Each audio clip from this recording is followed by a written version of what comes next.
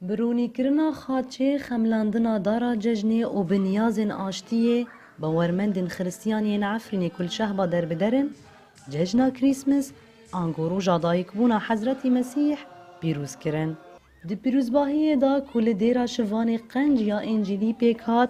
گوتارا ججنه هات پیشکش کرن هر وها نمیجن اولیجی هاتن خواندن.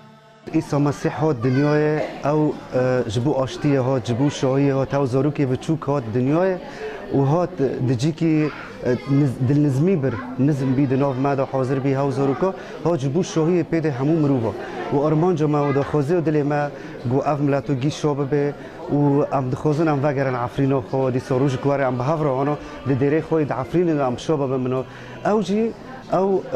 رسول السلام بی رسول المحبه بی او خلاصکار ما به عیسی مسیح. دری و رسم پیروزباهی دا شانو یک درواتیا ججنه و دلووانی حضرت مسیح هات پیشکش کرن هر وها موزیک و ستران اولیجی هاتن خواندن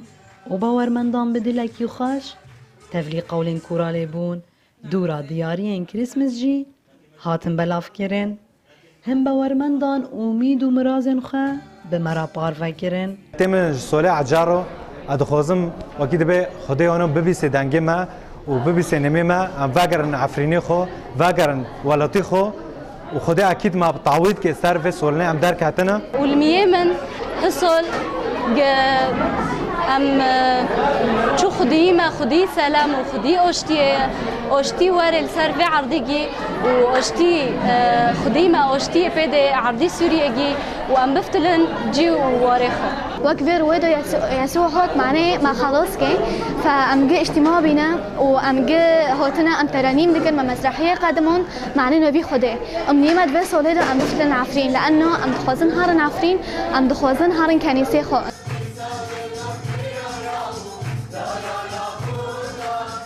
باورمندن کردین خریستیان در روزا کریسمس دا حس کرنا خوش حضرت مسیح و آشتیه را دربرین به مرازن کسی و امیدا کومل جبو وگر عفرینه نیازن خواه جه خودی را گوتن. هیجای گوتنه کوب صدان مالباتن کردین خریستیان لعفرینه هبون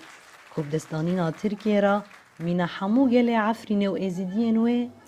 نچاری کچبریه بوبون. نوروز را شدنگ امریکا